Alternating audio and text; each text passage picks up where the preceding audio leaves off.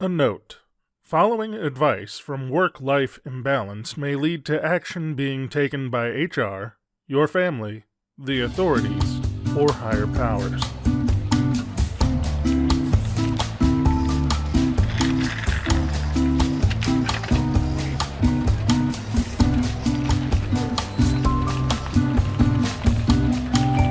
Welcome to Work-Life Imbalance, an advice show focusing on workplace and lifestyle issues. Any resemblance to actual advice, living or dead, or actual wisdom is purely coincidental. I'm your monstrous manager, Frank Eastman. And I'm your lovable office companion, Derek Lewis. Today, we'll be talking about corporate indecision in the deep dive before we address some audience questions and issues from the internet. But first... Before we get into the daily stand-up, I would like to tell you a story, Frank, and I think you'd be proud of me. All right. But maybe not proud. I nearly died before we started recording this podcast. So the assassins missed. They did. But see, the problem was they used a rather unconventional tactic. They placed my cordless mouse, that is very dark in color, on my office chair, and so I just sat on it. And let's just say that bastard went boldly where no man has gone before.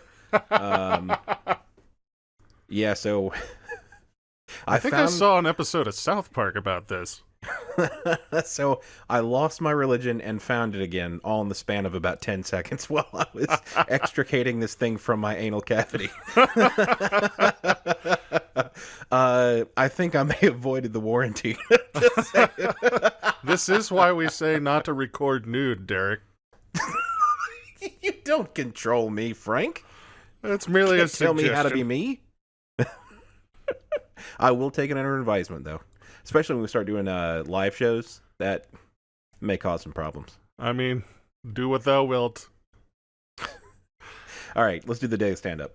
All right, so in the news today, something that's going to harken back possibly to your childhood in new trademarks. Okay. They have trademarked the smell of Play-Doh. Oh, God. Like, how do you trademark a smell? Like, I'm not positive. If anybody is like, that should be trademarking a smell, I think it should be like Bath and Body Works, like that cucumber melon. Like that was on like every teenage girl when I was in high school, and I think I'm not gonna say it's the smell of desperation in the 90s. I mean, it really is. Like, oh, you want to catch some boys? Slather yourself in this cucumber melon. I mean, I did it, and it didn't catch me any boys, so apparently there's some sort of gender bias, I suppose. But yeah, how do you trademark a smell? Like, maybe you could patent like the particular chemical composition, but how do you trademark a smell, Frank? I guess it's just if they feel like another product has encroached upon their scent game, they can take it to the patent office. The description they had of the official Play-Doh smell is sweet, slightly musky vanilla fragrance with slight overtones of cherry.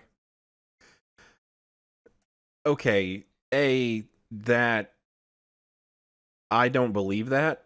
Is that not evocative of Play-Doh to you?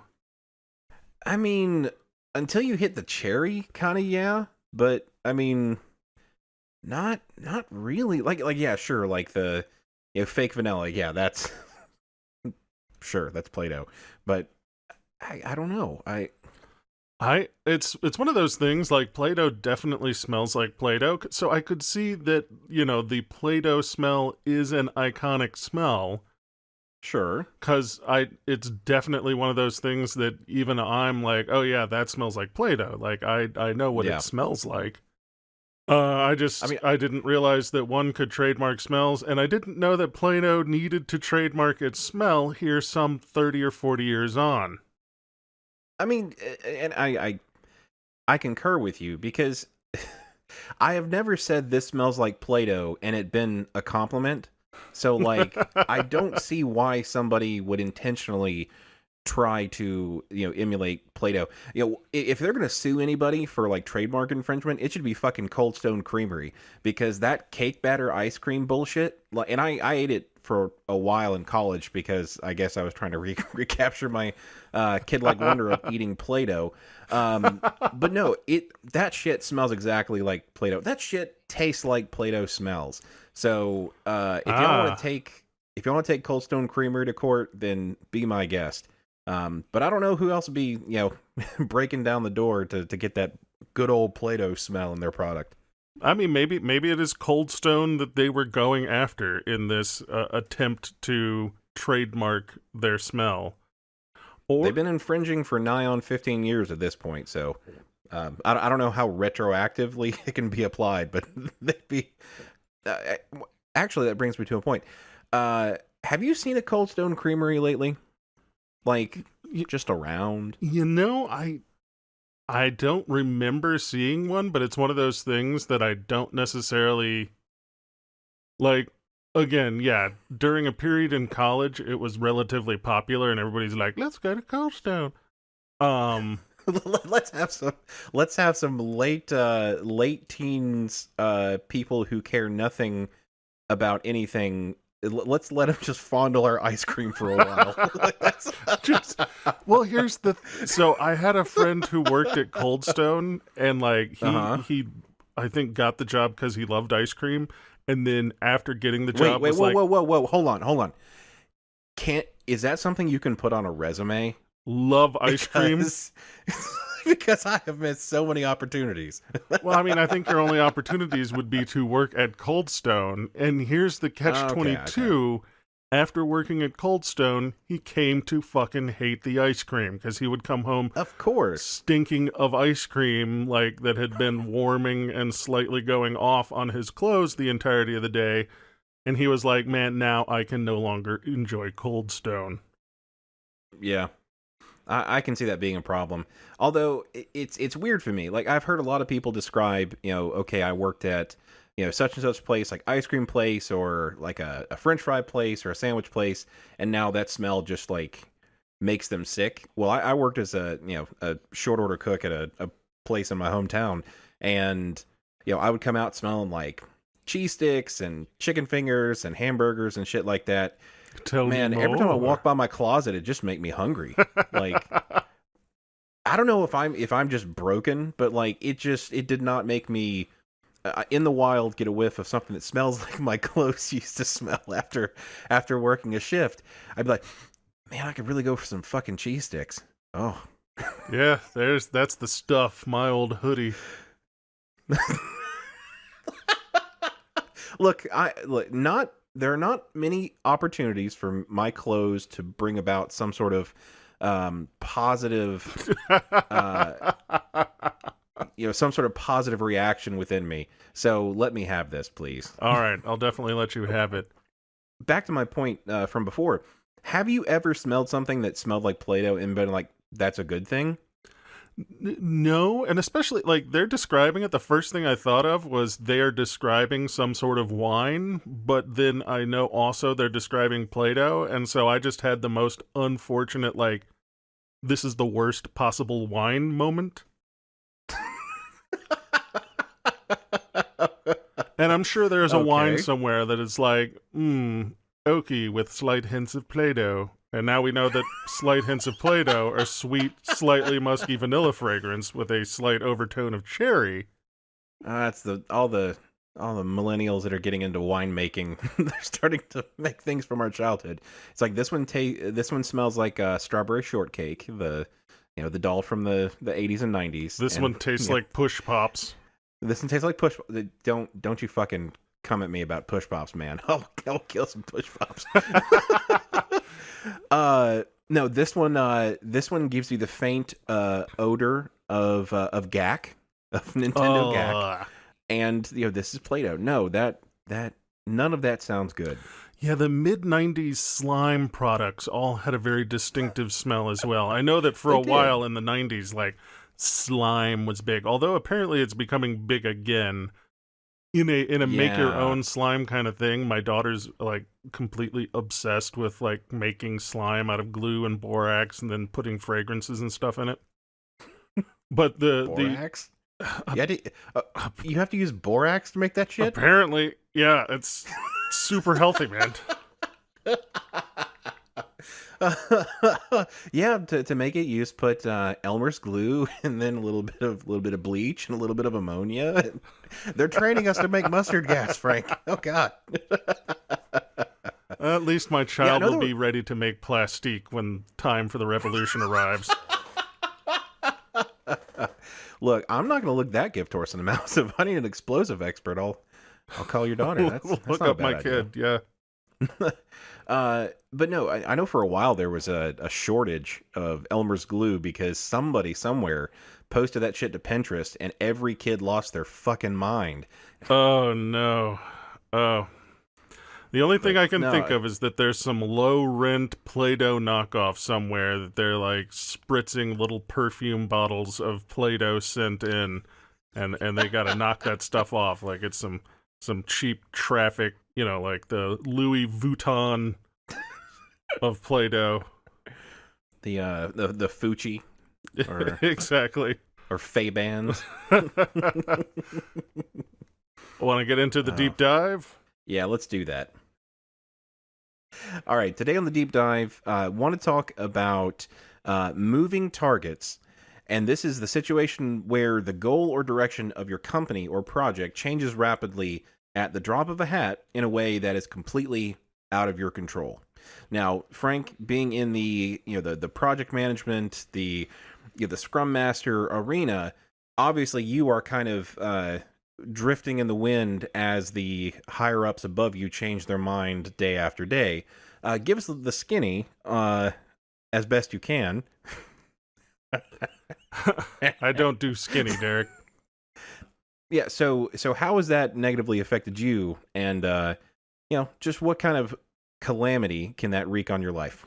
Well, one of the things that I've seen happen over and over again is every 3 to 6 months, give or take, and this has happened across companies, someone will get hired in, usually at an upper echelon, sort of a VP of something or a director of something, and they come one of the C-level, or possibly C-level, and they come equipped with the new hotness. And it can be anything from a new programming language to a new framework to a whole new business unit to, an entirely different direction to take existing products or services that the company has. And then it's all about face. Let's go do this. This is the most important thing. Everybody needs to step up and step into line and learn how to do this new thing. And then 6 months later, we're not all fucking rich. It's not been raining money from heaven. And Right. So out with that guy and in with the next person who has it's almost what I would consider, that uncle that you've got that's got the get-rich-quick schemes. Which now is the multi-level marketing schemes. I guess that's the get-rich-quick schemes of our generation. Yeah, the pyramids. Yeah, pyramid schemes. But yeah, I mean, I've seen this in a couple of different jobs that I've had before.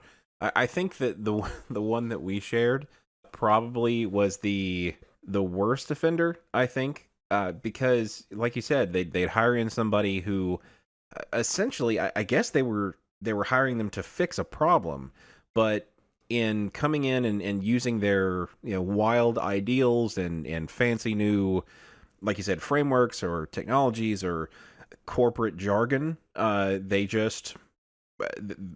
something. They make a lot of changes, but the question is whether or not it actually, A, whether or not it did anything positive, and B, whether or not they were out the door before any of that positive change actually got realized. And that's one of the things that I tend to see, I think, is that, these things happen on a relatively short cycle, 3 to 6 months. And with a lot of stuff in business, it can take quite a bit longer than that in order to really reap the benefits of something. And so you'll be continuing down a path and it doesn't necessarily look like anything's coming of it, especially at a high level. Like on a low level, you might be able to see dividends, but at the highest level, you're not seeing actual dividends. Right. And so they go, well, obviously this isn't working, so let's scrap it and try something else. And it's like, well, it was just getting to the point that it would work, but I guess we'll just all go do something else now. So, I mean, is this kind of a feature of the industry that we're in? Because, I mean, just think about that for a second. Like, if some sort of construction agency or something like that, oh, okay, we're going to use this new type of crane that does this one thing, and you have to purchase like $15 million worth of equipment and train all your people for 6 months, and then you can start using it. And then, after 6 months of implementing all of it, nobody really knows how to use it yet. I mean, even though it might have been part of the roadmap, they might have said, hey, it's going to take 6 months for us to even start this, much less realize it. And then after that 6 months of not realizing any of the impact or anything like that that they assumed it would have, even though they were told otherwise, they can the guy. That doesn't seem to be something that would work in that type of circumstance. So, I mean, is it really just the high pace or the fast pace of the industry that we're in? It might have something to do with software, in as much as most of the time with software, nobody's going to die. Like, the first thing that I'm thinking is... You've obviously never been in some of the meetings I've been in, Frank. It always seems like someone's going to die for all that everyone's hyped up about it, but... There was that incident in, I think it was Florida, on a campus where they were constructing a new footbridge overpass, and they were using a new construction technique that I guess hadn't been used a lot before, where essentially they built the bridge off to the side and then lifted it into place and put it in with a crane or something like that. It was new, it was fancy. It was supposed to save an enormous amount of time and prevent them from having to shut the roadway down. Right. And then the son of a bitch collapsed and killed some people. Ooh, I was about to say, in theory, that seems like a sound idea, but I mean, I guess maybe execution could have been part of that, but I mean, theoretically, it doesn't sound too bad. Yeah, theoretically it doesn't sound bad, but I think that's kind of with software development, unless it's sort of fundamental OS that a life support system runs on or something. It's, worst case scenario, we waste a whole bunch of money and a whole bunch of time, and some people are inconvenienced while trying to check out on Amazon or something. Yeah, because like you said, nobody's going to die. Like, if somebody can't get to their web page or something, it's probably not going to completely kill them. So, as somebody like myself who, I'm kind of on the bottom half of the organizational chart, mostly being, except for my stint in management, mostly been one of the peons doing the work and things like that. As somebody like that, how in the hell can you just essentially ride these waves? Because you know that it's going to happen again. Somebody comes in, completely changes your way of life as it pertains to your day-to-day job, and then 6 months later they do it again. You never really hit that point of comfort. Like, you're always either learning something, or you're on the bleeding edge, or you never really feel like you have full grasp of what you're using. So how in the hell can you either find something consistent to be like, this is the core of my job and all the rest of it can change, or do you just become completely not incensed, but completely impervious to change? Well, I think, with the way and the speed at which software tends to change, I think being willing and able to change rapidly on a dime, essentially, is pretty important. And that will help with situations like this. I will say that the people that I have seen that have survived the longest are, I'm not going to say yes men, but they're the kind of people who can get very enthusiastic about something and then become very enthusiastic about something completely different the moment the person Right. above them is like, you know what? You know how I said everything needed to be purple yesterday? It now all needs to be green today. And they're just like, green's my favorite color. I've always loved green. Don't know why we went with purple. It always should have been green. I mean, I guess that's a way to move through life somewhat unscathed, but I mean, fuck it, man. Sometimes you get hired to paint stuff purple, and if they start telling you to paint it green, you're like, I don't even know what this fucking color is, man. This is some horseshit.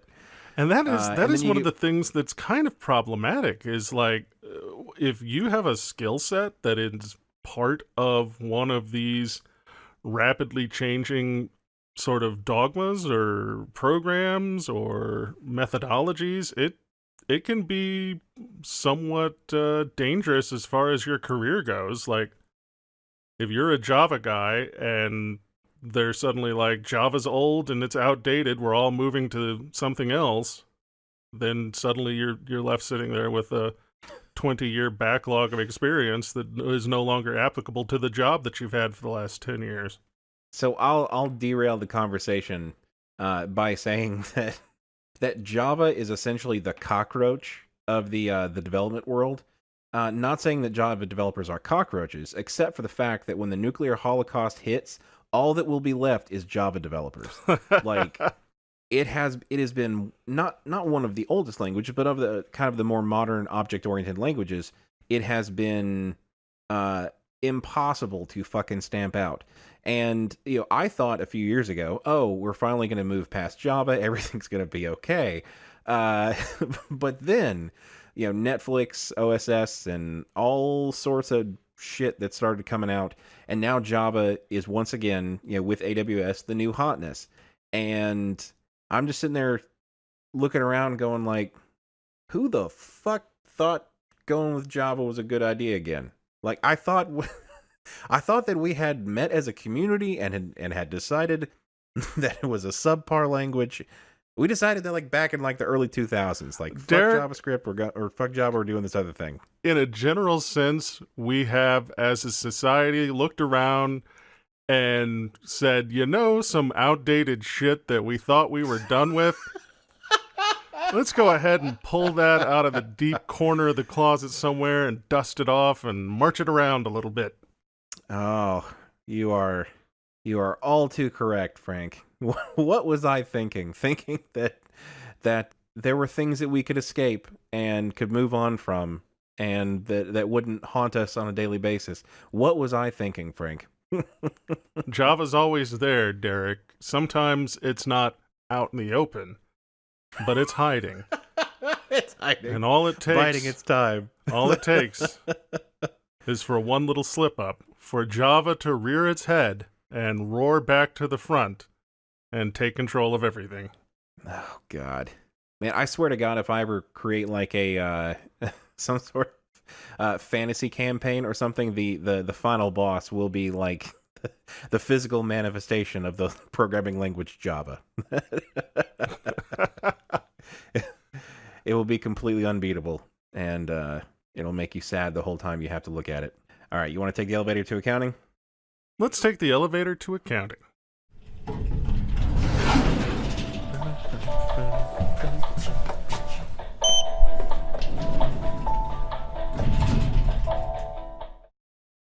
All right, Derek, I wanted to try out a new segment that we're going to call the Review Retrospective, where I'll just take I like it. reviews that we have gotten on iTunes and give some thanks to the folks that have given us some thanks. Well, I think that sounds like a good idea. So the first one is from Blandy Astercan, who says, great show, and gave us a 5-star rating, and said, I'm a follower for life. Oh. So I hope that they life is have a long time. I was going to say, I hope they have a long and prosperous life. Because we can't lose half of our listener base. That would be terrible. No, so Blandy, definitely look both ways before crossing the street. And if you've got one of those shifty coworkers, make sure that they don't toss you under the bus. Yep. Our second is from Berserker Guy, entitled No Job, No Problem, rating 5 stars. And Berserker Guy says, I do not have a job. I've been a waste of life all of my life, but now hearing this show has made me realize the joy of work. Reports, awkward moments in the urinal with your boss, getting too drunk at the holiday party, Having HR brush all the CEO's sexual harassment under the rug? I want it all. Because of this show, I now have a LinkedIn account. So you know what that means, Derek? What is that? We are one step closer to the end of the world. Why? Because one more person has a LinkedIn account? Yes, this is a little-known fact, but once we get a certain percentage of the population, and I think it's 15% of the entirety of the world's population on LinkedIn, that's it. That's the harbinger of the end of the world. I'm bringing LinkedIn to everybody, Derek. You would. We'll all go together when we go. All right. Yeah. Thank you, viewers. Or listeners, rather. Hopefully there are no viewers given your lack of pants while recording. Not to part the kimono, but yeah. Pardon the kimono, and I'm not wearing anything underneath. I like the way the silk feels on my nethers. On the plums. All right. And this week for the Indie Podcast Corner, I want to talk about a podcast called For Better or Worse. Oh. Is it about marriage, Derek? Not about marriage, but it is marriage adjacent. Go on. The two hosts are Jason and Aaron Walker, and they are indeed a married couple. They make each other watch movies they like, and then they discuss what they did and didn't like about them. This is something that my wife and I do, although it's one-sided, and she always makes me watch horror movies. I was gonna say, so this is a podcast about a couple torturing each other, and I'm interested. Derek, do go on. And so when I first read the idea behind the podcast, I was like, oh man, this is going to turn into just infighting, and they're going to be like, you like shitty movies, you like shitty movies. No, they are very delightful about it. And I throw the word charming around a lot, but holy shit, every time I've used it up until this point, it has been a complete and utter lie, because these two folks are the most charming people I've ever had a conversation. If you are diabetic, watch out. because the amount of sweetness that is in this podcast is not unbearable, because it's an amazing show. But after watching it, I was physically sticky from all the sweetness. God, Derek, that they sussed out of that conversation. I was getting ready to go listen to the podcast, but I don't know if I can handle being sticky. That's like my least favorite state. Yeah. Okay. So I guess watch it with a moist towelette. That way you can kind of catch the stickiness as it comes on. I mean, moist is pretty bad too, Derek. Look, Frank, you can either be sticky or you can be moist. You got to choose one of them. All right. I'll take a shower after listening to the podcast. I don't think I did them any justice, but they're a fantastic show. They have low 20s, mid 20s episodes out now. And everyone that I've listened to has been just as good as the first one I listened to. So you can find them at FBOW Pod on Twitter. And once again, that is the For Better or Worse podcast. Go check them out. Hi everybody, I'm Pitney and this is Amelia from the Bitchen Boutique. We'd love to have you explore our wonderful world of weirdness with us. All delivered with our signature humor, sassiness, and dare I say, bitchiness, general fandom, Star Wars, Star Trek, fabulous furries, horror, Pitney's obsession with eating terrible foods, Amelia's penchant for real cooking, the worst person in the world who thinks it's stupid to brush your teeth, Verity Noslin, who once cried in a Kinko's because the wrong copier was used, Trisha von Lichtenstein, a woman with a less than wholesome relationship with her car. But wait, there's more! Like everyone, we have our more serious sides, and we share a healthy dose of what makes us tick and what is important to us. Queer issues, women's politics, alternative spiritualities. Stop on by for a visit. We're sure you'll want to stay. Pitney and Amelia's Bitchen Boutique, wherever the best podcasts are found.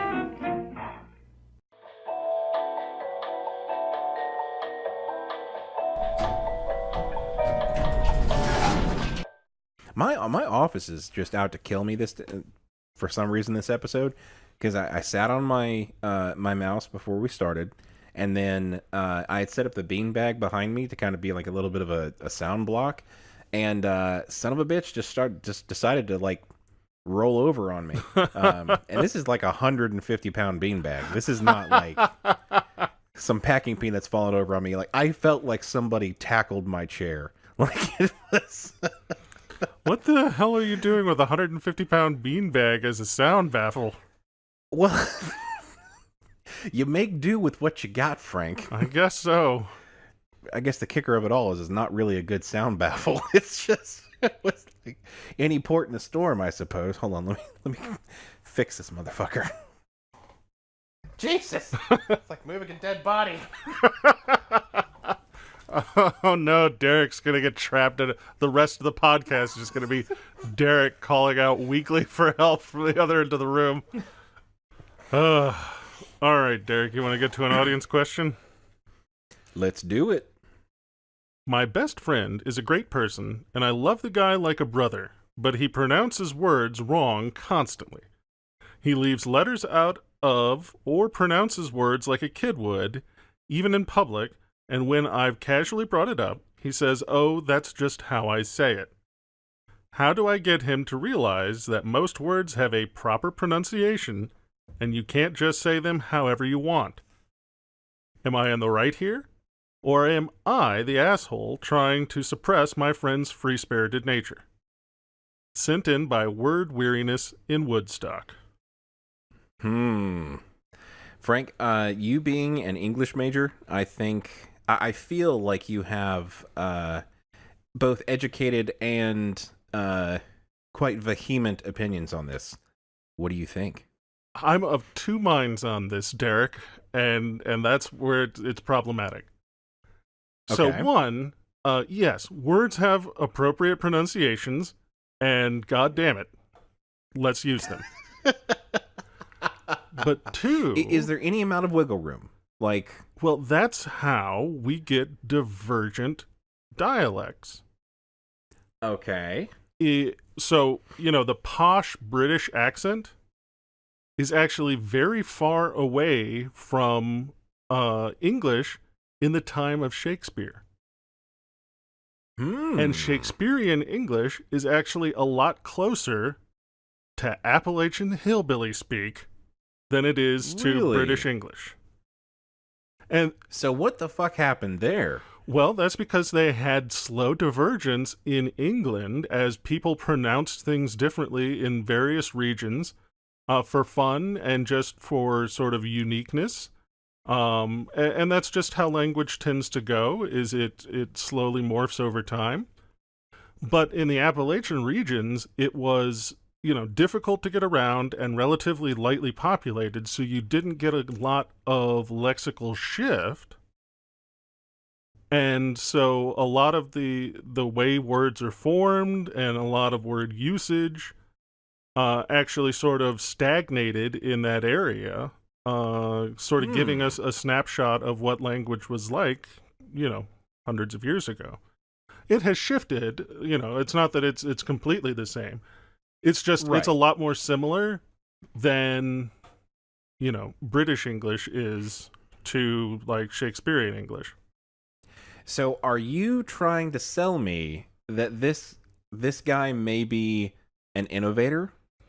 Is that what you're trying to tell me? That maybe he's ahead of the curve? It's possible, because here's the thing, Derek. If everyone begins to pronounce things the way that he does in his area, he's an innovator. If they don't, then he's just an asshole who doesn't know how to say fucking words correctly. Well, I mean, it sounds like, the problem here is that, he is the only person pronouncing it the way that he does. So, I mean, I guess maybe he is, I started pronouncing words poorly before it was cool type of thing. Bad pronunciation, hipster. Yeah, not one of the more popular breeds of hipster, but I'm guessing it's out there. I want to ask, when is it okay to correct somebody? if somebody was to just constantly and without any sort without any shame or guilt or anything pronounce these words in their butchered forms, would you correct them? Would you, I mean, how would you? It depends could on you their correct purpose them for in public? usage. So, like, mispronunciation of words is also definitely a meme thing, and it can become like, this is where slang comes from as well. And Right. so if it's kind of a purposeful bastardization of the word for humorous or in-group marking sort of intent, then, you know, they're doing something specifically. If they just keep pronouncing the word paladin as paladin because they don't know any fucking better and they refuse to listen, I might have a minor freak out at him at Gen Con in the early 90s. Not saying that actually happened. But see, that's the thing. I think you're hitting on the key here, is that if they are just unrepentant in their use of this word, because it sounds like, you know, the question asker, you know, they have brought up the subject before, and this person has decided to be willfully ignorant of the real pronunciation. Now, I know that if it were me, whatever, I'm not trying to be a know-it-all. I know that saying that just makes me seem more like a fucking know-it-all. In a case like that, I think I would have a little bit of trouble just letting it go. I think that I would probably be that asshole that, like, not to make them like feel bad, but just like go to Google, type in pronunciation of paladin, and then like play it out loud. Like, I mean, that way we can all hear it. I don't know. Going to the internet and hitting pronounce this word for me is how we got that whole Yanni thing. Oh God. Is that really what sparked it? Yeah, I like behind the meme, some kid was I guess doing vocabulary stuff and recorded himself having played it, so it was coming out of speakers going into like a shitty microphone, and it caused a lot of distortion. The distortion is why, you know, you got the secondary word in there, but yeah, it literally came from a vocabulary page. And I will say, those vocabulary things, the pronunciation bots or whatever, especially when played through like phone speakers and stuff, they do leave a lot to be desired. So I could see some sort of like uncertainty about the way things were pronounced, but I think there are some things that if somebody mispronounces, like there is not nothing is up in the air, nothing is undecided. There are some words that you should just pronounce like everybody else. I'm just going out on a limb here and painting myself in that category, but like if you walk up to somebody in a professional environment and you pronounce something the way you did as a child, if I'm on the other end of the interaction, I will have a hard time taking you seriously. Oh yeah. I'm like, the fuck did you just say? Well, again, a lot of pronunciation is signaling, so in-group signaling kind of activities. And so what you're saying is that if someone comes in and mispronounces a word, they're signaling that they're not necessarily part of that in-group. And that's especially important in like a work sort of situation.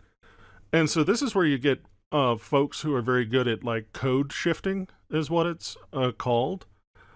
People who can use vernacular modes of speech and then switch to a different vernacular completely based on sort of the circumstances that they're working in.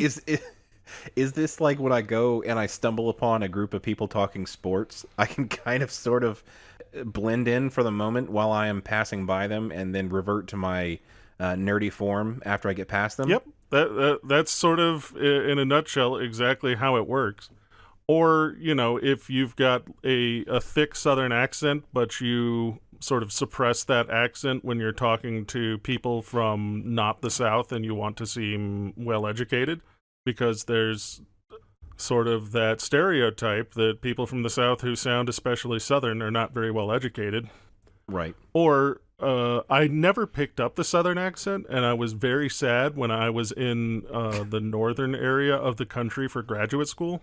Uh-huh. Because I could have been so sneaky if I had come in with like this thick Southern accent, Right. and then just been underestimated by everyone constantly.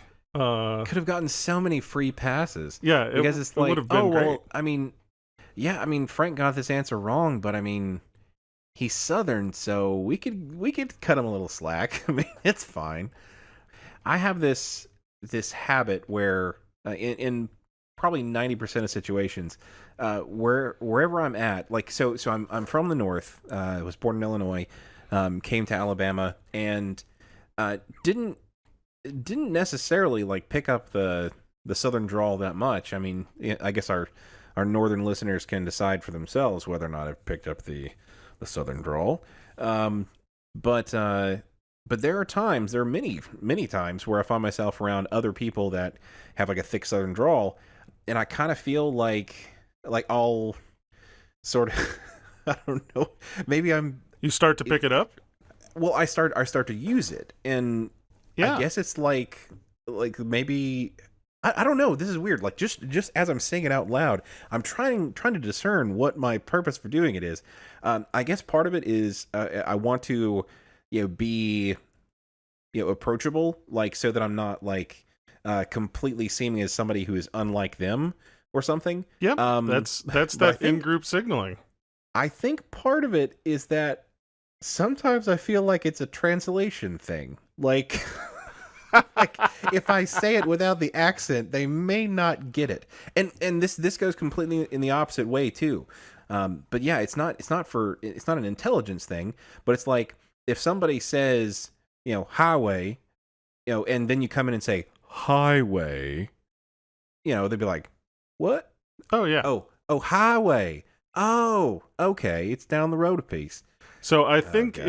if you've got a friend who's just saying one word wrong, and you can tell that it's not because it's like a meme from the internet or a moment of ignorance, because sometimes you'll run into people who've only ever read a word and have never had to speak the word. And now that you say that out loud, that seems completely plausible. Holy crap. A lot. This will happen 'cause- a lot with relatively rare, like, vocabulary kind of words where people just look at it Right. and they're like, I think I'll just go out on a limb. I will say there is one that gets me every time. It is the word misled. For some reason, that word misled, like I'd heard it.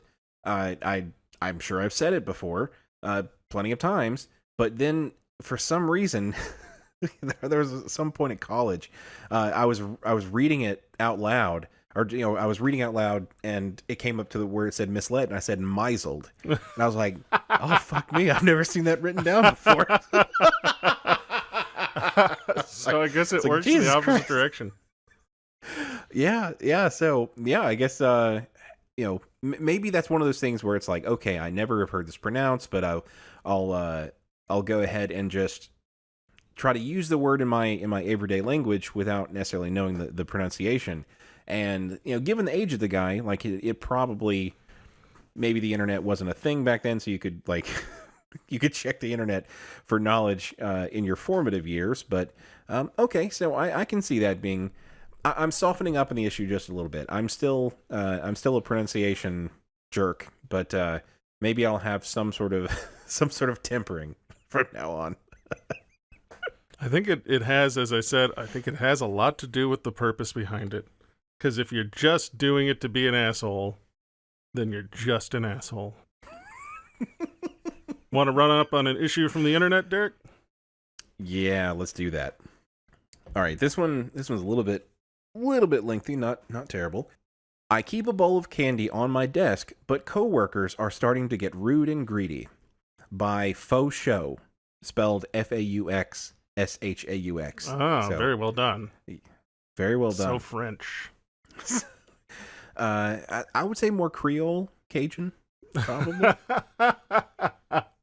I'm pretty shy around new people, so when I first started at my job a year and a half ago, I put a bowl with some candy in it on my desk to encourage people to stop by and say hi. Get to know me thing.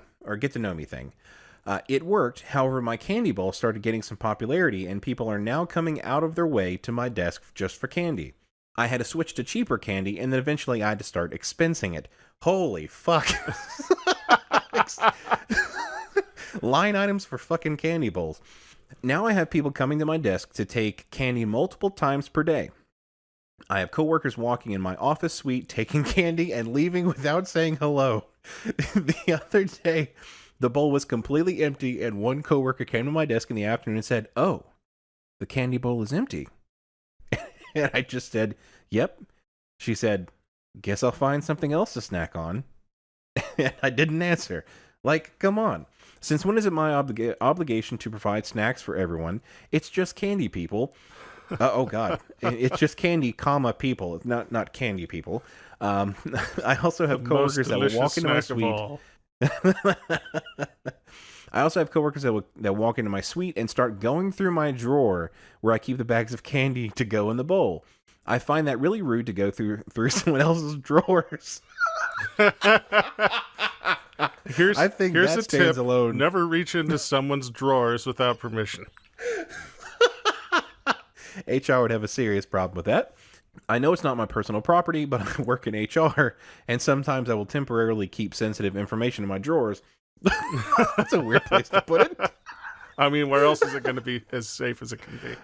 Well, I mean, not in this type of environment it isn't. Until I can store it electronically. Am I overreacting to my coworkers' behaviors? I feel like they are getting greedy and rude. I just want to take away the candy bowl, but I don't want to deal with the pouty faces and "what happened to the candy bowl" comments. It feels like I'm dealing with children here. Is there anything I can do? Should I deal with it? Should I go full bitch and just take away the bowl? Simple answer to this: yes, because fuck you, Janet from accounting, coming in and being all, "Oh, because the candy bowl is empty." Like, yep, obviously the candy bowl is empty. God, that was the part that just struck me as like, holy shit, these are just unabashed, just vultures, just piling into the candy bowl. God. No, yeah, I mean, I can't imagine just going into somebody who was doing something kind and being like, "You're not doing that kind thing today, are you? Fuck you, I guess." It's like, Jesus Christ. people can be monsters, Derek. They absolutely can. I mean, obviously, keeping it in her drawers. Ha ha ha. Very funny. we can only use that joke twice per show, Derek. And yeah, we've hit our quota. Yeah, so this person, has the candy bowl out so that other people can come by and take candy. I mean, purposefully so that she can be seen as the candy person, and people will come by and say hello and mingle and things like that. I think that it completely is undermined when somebody, not even like if it's often, the first time somebody walks in and grabs a piece of candy and walks out without saying hello, that is when the candy bowl stops. Like that is the hard cutoff. Like you have completely missed the point, and I'm just going to push this all off into the garbage right now, and that's it. Now, I had a coworker who did the candy bowl thing, and it was like that was their thing, though. Like that was their thing. They wanted to have the candy bowl. They got everybody's they knew what people they worked with's favorite candy was, and they'd spike the bowl with the good stuff.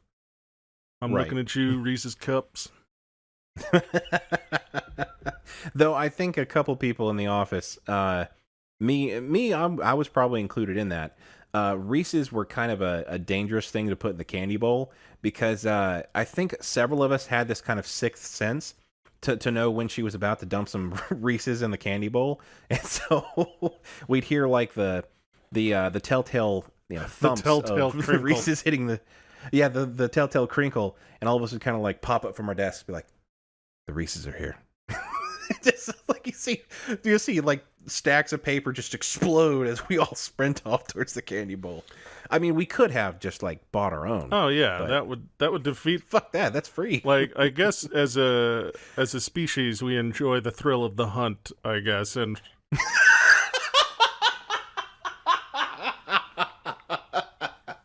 I did not want to feed. I wanted to hunt. the Reese's cup is that much sweeter if we had to compete for it.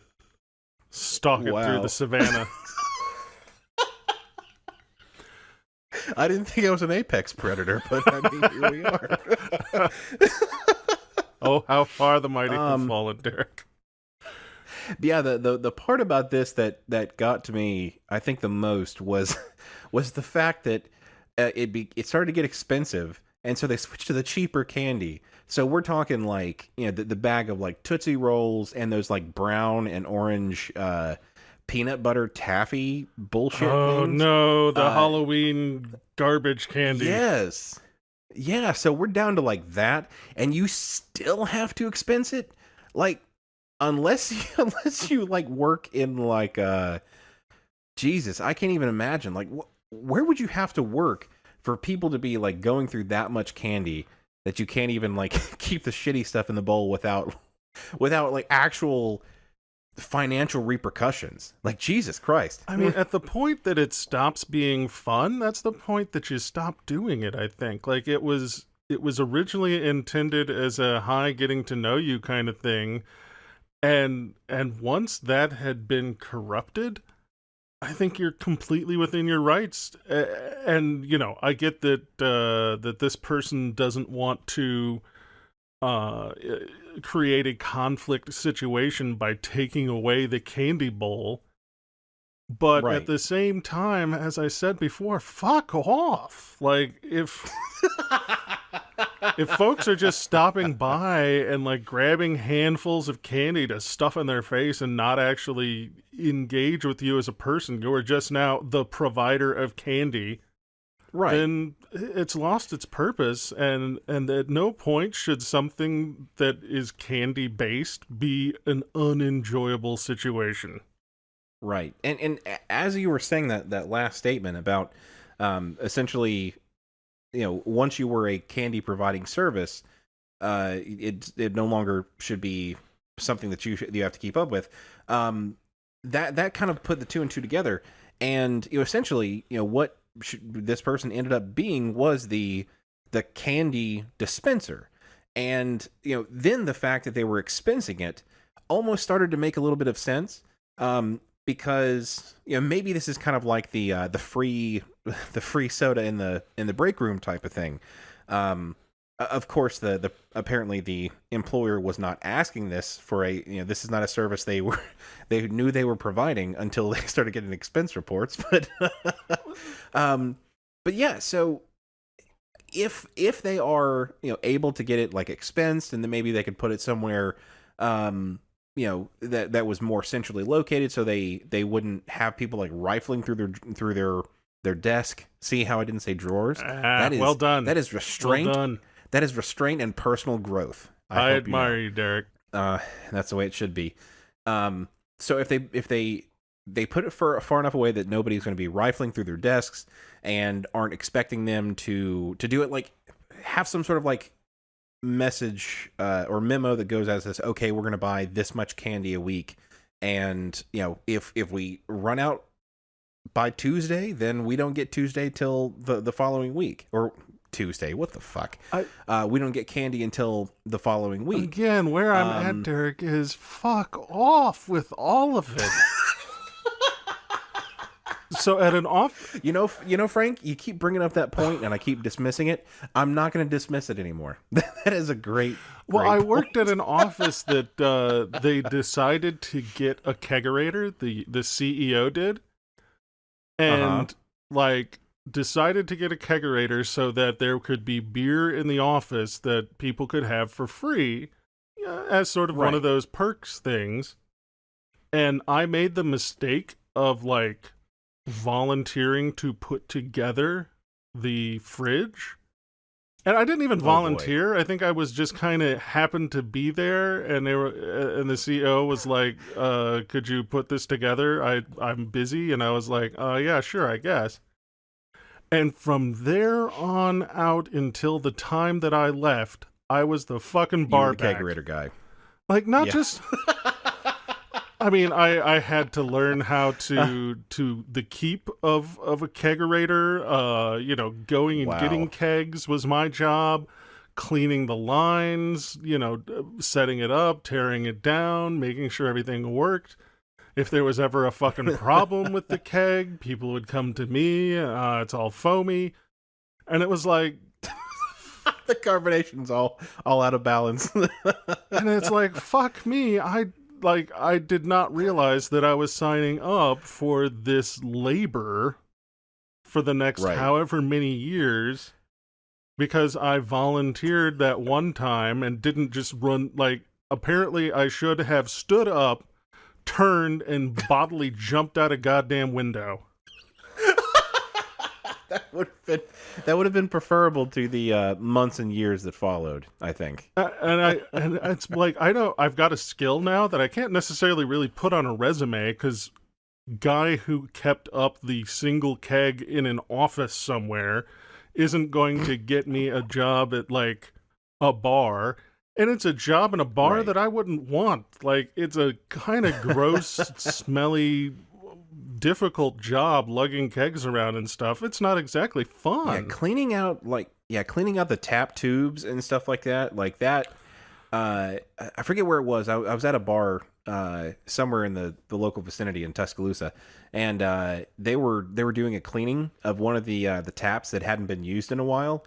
My God, Oh, yeah. the foul shit that comes out of there if it's been unused for even like a couple of weeks.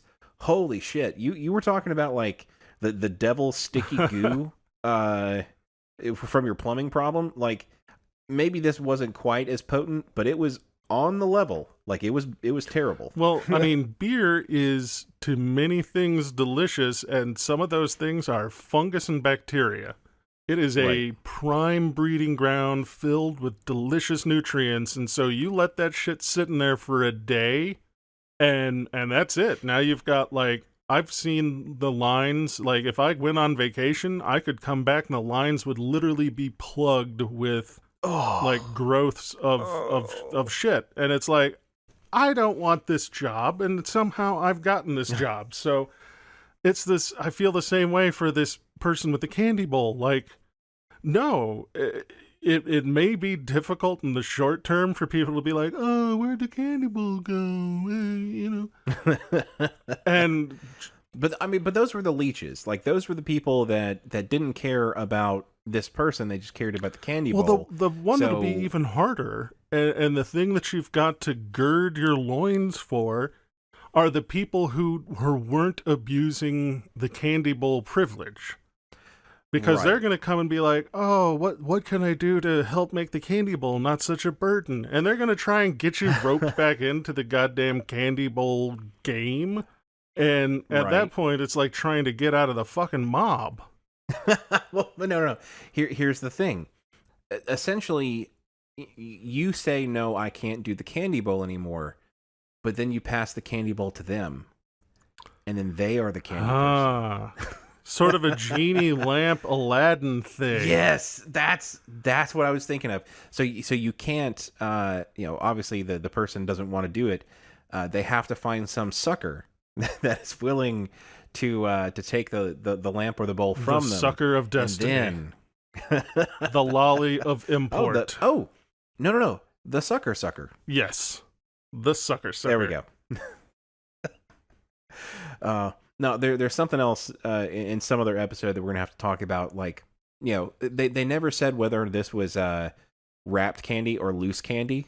I don't think we don't have enough time to go into it here, but that changes the game completely. No, I'm going to be on a tear for hours, Derek. We're going to have to cut that off, man. I'm sorry. I'm sorry, Frank. Unwrapped candy. Oh. We're back to the sticky thing again, man. Oh, I'm glad I can introduce mental horror into your evening. All right, so I think our answer for this person is to pass on the candy bowl like some sort of fucking cursed monkey's paw. Just Right. get a bag of candy in the bowl, and the first person who comes and says, "Oh, where's the candy bowl?" then you just magically put it on their desk like some sort of the Santa Claus. Right. And there we go. I think that's the only way this can be solved.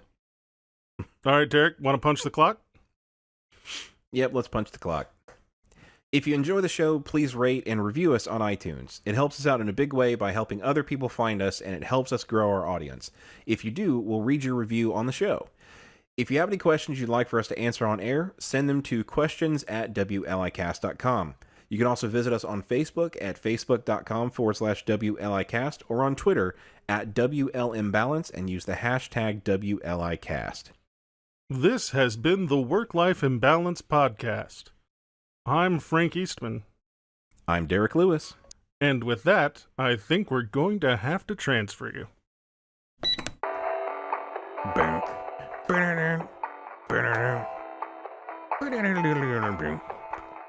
I'm thinking of some outro music.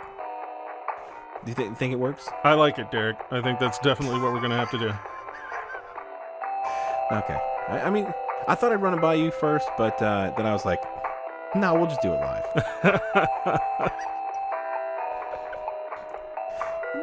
Black. Something stack. Really should have read the words for it in this bit. We're going to get sued.